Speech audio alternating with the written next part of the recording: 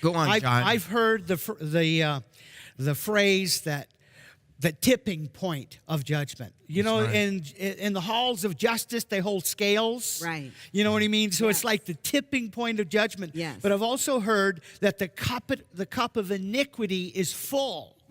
And I believe that the cup of iniquity has been being filled for decades, and it's at that overflowing point, and judgment is going to come to America. But when we go back to what's happening, you know, I know we're going to get into this later, but, you know, is America in Bible prophecy? You know what I'm saying? Is it ordained that America will step down from being the #1 world superpower, super cop?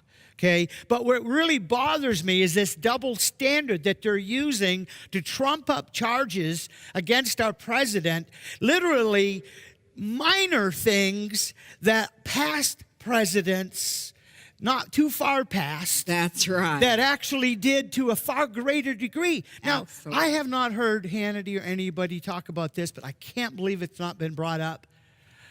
Our last president openly campaigned to try to defeat Netanyahu in Israel. It was totally That on the is news. That's right. Unbelievable. And that same past president openly campaigned to affect the results in France just weeks ago. Oh, my goodness. And it's like, why is it wrong for Russia to favor one candidate if the last president can openly campaign for the results against leaders in another country? Right.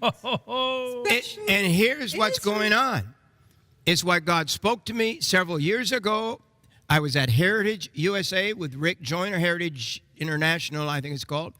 And I gave a word. There would be a great wounding on the left. Yes. And I heard from Rick Joyner yesterday. Yes. And he said, Jim, what's going on? The left has been so wounded. They thought they were going to win. They thought for sure they were going to win. They thought it was it was guaranteed that they were going to win.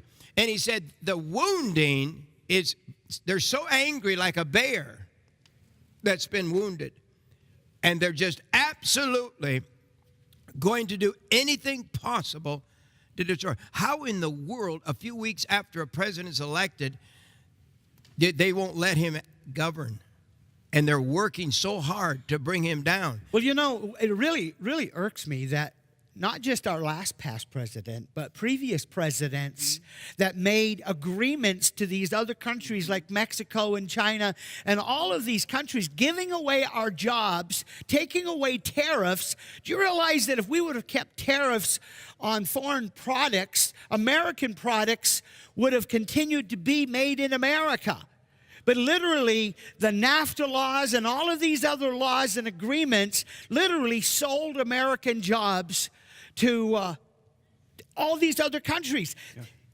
That should be treasonous. Yes. That should be treasonous. That's right. And Trump is trying to reverse these agreements, and they're calling him the traitor.